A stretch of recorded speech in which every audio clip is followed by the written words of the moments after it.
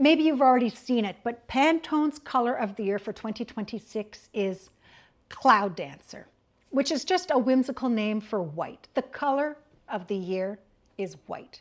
Not off-white, not cream, not whispering dove wing or snowflake blush, just white. And listen, I'm not anti-white. I'm not. I enjoy a clean towel just as much as anyone.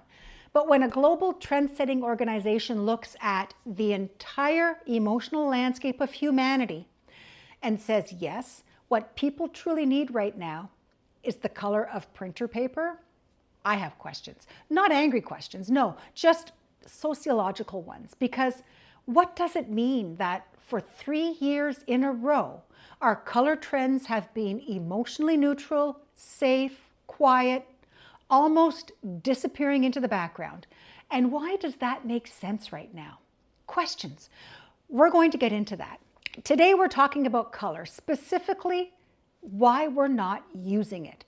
Pantone's own explanation is that Cloud Dancer offers a calming influence in a frenetic society, and it represents our desire to make a fresh start. And honestly, that tracks. We are a frenzied society. We do want fresh starts. We're tired, so tired. But also, doesn't that fresh start usually come after you pick up the paintbrush, not before? This color feels less like a fresh start and more like a waiting room where someone says, the designer will be with you shortly. Let's look back at the trends that brought us here. Let's recap the last 3 color of the year choices, shall we? 2024 was Peach Fuzz, a soft, fuzzy nude that basically whispered, please don't expect anything from me. I'm tired. In 2025, we had Mocha Mousse, warm, brown, latte-like, comforting, soothing, the emotional equivalent of a weighted blanket. 2026 brings us Cloud Dancer, aka white, as in, I no longer have the energy for pigment. If you plot these on a graph, the emotional storyline is clear. We are quietly dissolving, and it's not Pantone's fault. It's not. They're just the messenger here. These colors are telling us something that we're already living. We have collectively retreated into safety, into softness, into neutrality, because the world feels unpredictable, overwhelming, and overstimulating. Neutral tones are a psychological palate cleanser, a reset button, that deep breath, a blank slate. And it makes perfect sense because the world has felt overwhelming, overstimulating, unpredictable lately. Neutral is safety. Neutral is quiet. Neutral is, I can't handle one more thing.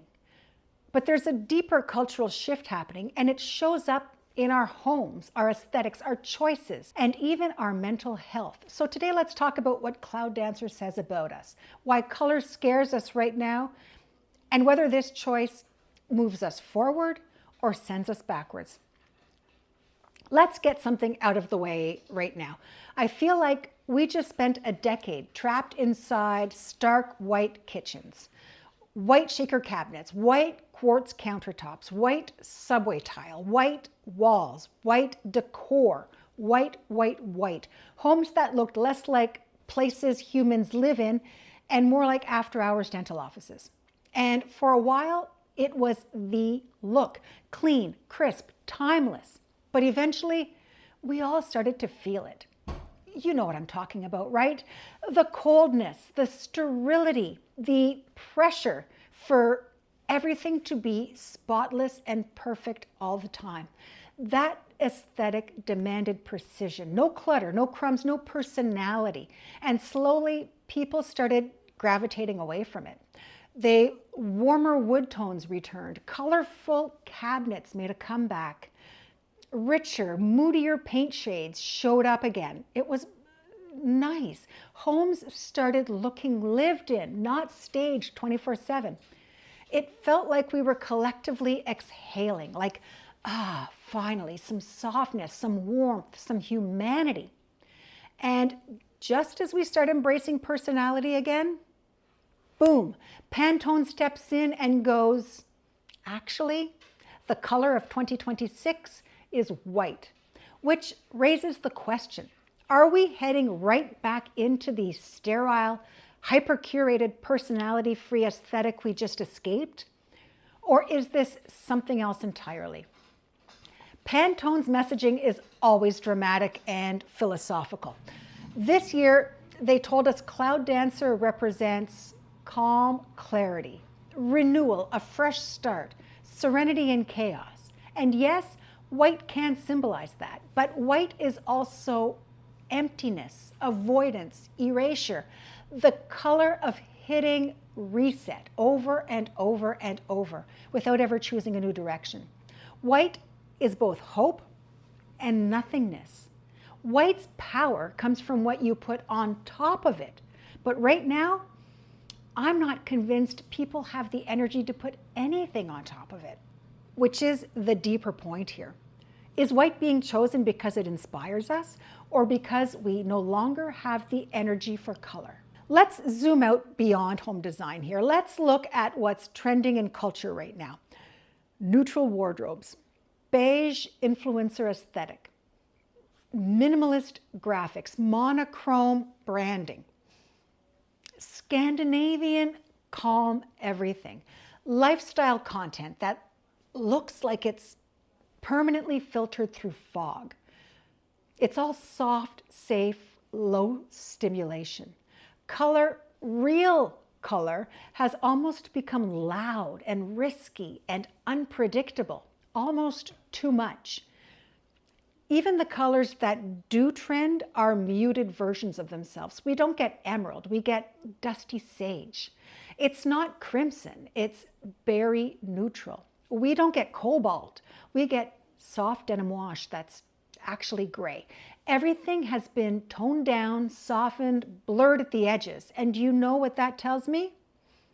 We are overstimulated to the point that even joy feels overwhelming.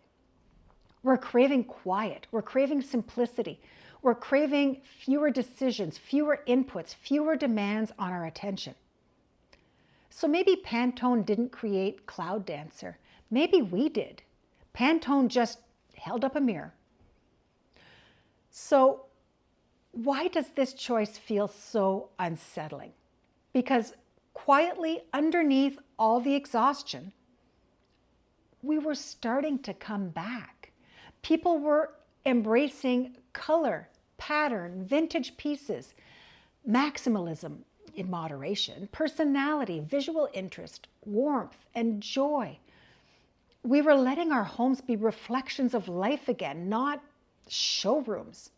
We were stepping out of the clinical whiteness area, blinking like newborn deer and realizing, oh right, I like color. And then Pantone chose white.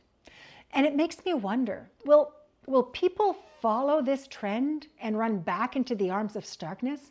Or will they gently, kindly, respectfully ignore it? The answer might tell us where culture is heading next. Here's my take.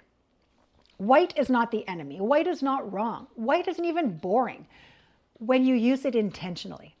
White can be calm, it could be grounding, it could be beautiful, but we need to stop treating white like a personality trait. White should be the canvas, not the entire painting. If you love white, fantastic, but let it highlight who you are. Let it support your colors, not erase them. Cloud Dancer, it doesn't need to send us running back to stark kitchens and bleached out living rooms. It can be a reset, not a regression. But we have to choose that consciously. Otherwise, we slide right back into the visual austerity that we've been trying to escape. Not because we love it, but because it's easy. So yes, Pantone gave us white this year. It did. And maybe that says more about us than the color itself. We're craving clarity. We're longing for calm. But calm doesn't have to be colorless. It doesn't. If this video got you thinking about how design trends shape your choices and your mood, then you're going to want to watch this video next. In it, we'll talk about how to bring some life back into your space without buying anything new. Cloud Dancer might be the color of the year, but you still need to decide the palette of your life. Check it out. I'll see you over there.